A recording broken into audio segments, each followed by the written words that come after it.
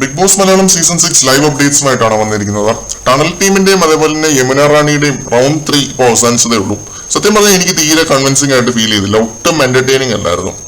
എന്നിട്ട് അതിനുശേഷം big boss ഇപ്പോൾ എല്ലാവരെയും വിളിച്ചിരുത്തി പെർഫോമൻസിന്റെ അടിസ്ഥാനത്തിൽ 3 ടീമുകൾക്കും റാങ്കിങ് കൊടുക്കണം എന്ന് പറഞ്ഞു. സ്വാഭാവികമായും പ്ലാനിങ്ങുമായിട്ട് ഈ ഒരു ടാസ്കിൽ റോക്കിയുടെ ഗ്രൂപ്പിനെ സെലക്ട് ചെയ്ത ജാസ്മിൻ ഡെൻ ടീമിനെ മൊത്തത്തിൽ റിജക്ട് ചെയ്യുകയായിരുന്നു. എന്നെ പേടിപ്പിച്ചേ എന്നും പറഞ്ഞു.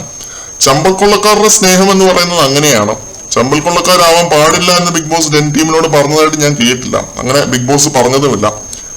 ജാസ്മിന്റെ പ്ലാൻ എന്തായിരുന്നു എന്ന് നമുക്കറിയില്ല, പക്ഷെ അത് എന്താണെങ്കിലും റോക്കിയുടെ നേതൃത്വത്തിൽ ആ ഒരു ഡെൻ ടീം തീർത്ത് കൊടുക്കുകയായിരുന്നു, അതും വളരെയധികം എന്റർടൈനിങ് ആയിട്ട് തന്നെ. പക്ഷെ ജാസ്മിന്റെ ആ ഒരൊറ്റ മാനിപ്പുലേഷൻ കാരണം നെസ്റ്റ് ടീമാണ് ഈ ഒരു ടാസ്കിൽ വിജയിച്ചത്.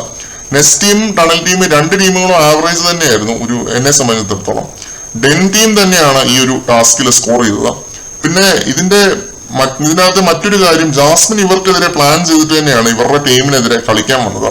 സ്നേഹിച്ചിരുന്നുവെങ്കിലും ഇവരെ ജാസ്മിൻ തെരഞ്ഞെടുക്കില്ലായിരുന്നു. അതുകൊണ്ടാണ് ചമ്പൽക്കൊള്ളിക്കാരായതെന്ന് അൻസിബ ഇപ്പൊ പറഞ്ഞത് കേട്ടു.